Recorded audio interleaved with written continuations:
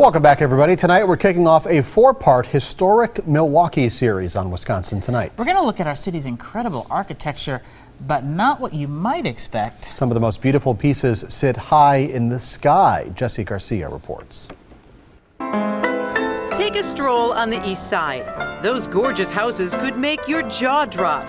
But try turning your eyes just a little higher to the chimneys. They might resemble chess pieces, a steamship, even frosted pastries.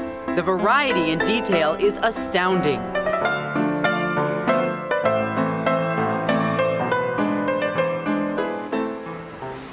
It really was an area of the house where you can make a statement, even showing the wealth that you had.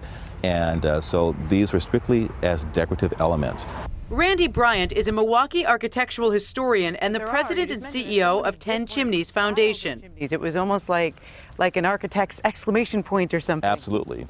The architect, primarily architect, but also the owner, wanting to make a statement as well, and looking at where can I make a statement. And it really comes back to how homes were designed, because it also brought about balance and proportion as well as height. Bryant walked us through some of his favorites, choosing this house first. And it has the high-end Mediterranean chimneys. And looking at the chimneys, you can see they look like they're little houses there. And what's great about this is that the new addition that they're adding on with the fireplace has the chimney similar to the ones that were built originally. State codes only require a chimney to be 2 feet above the roof line. But during the design heyday, from 1880 to 1940, those who could afford it opted to build much, much higher than that. All of the chimneys were fully functioning, but the decor was purely by choice and a way to display wealth. A few of Randy's other notables. The bulk house, designed by Frank Lloyd Wright. It was done at the time when he was working more in the Japanese. He was working on the Imperial Hotel in Japan.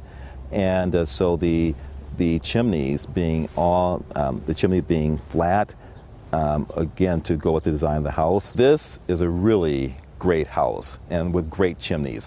It was designed by Alexander Eschweiler for Victor Brown. And if you look here, again, the ornamentation of the chimneys, everything it's functional, decorative, and purposely built in order to show the high style of the house.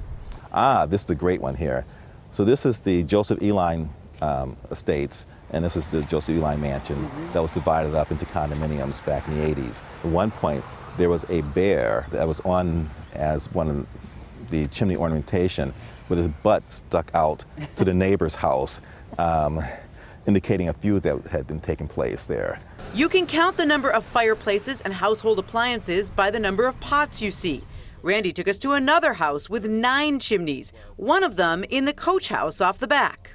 When the house was built, they were afraid of boilers, and they were also concerned about the noise that would be created. So they didn't want any noise here. So you put it all in to the coach house in the basement where the coachman is and where the horses are. And so there's a tunnel that goes from the house here to the coach house. The general idea being that if anything bad happened because of the boiler, it would happen to the coachman. The coachman, exactly. A few blocks away, Eschweiler himself lived here from 1902 to 1908. The bottom line, the top line of a house can be interesting and very telling. We have a wonderful city. It's a great city, great architecture, great buildings, but great details, and that's the key. It's the details. And so when you look back at our founding fathers that put in these great details on the chimneys and ornamentation, it's really wonderful to see if they still exist and that they're well cared for.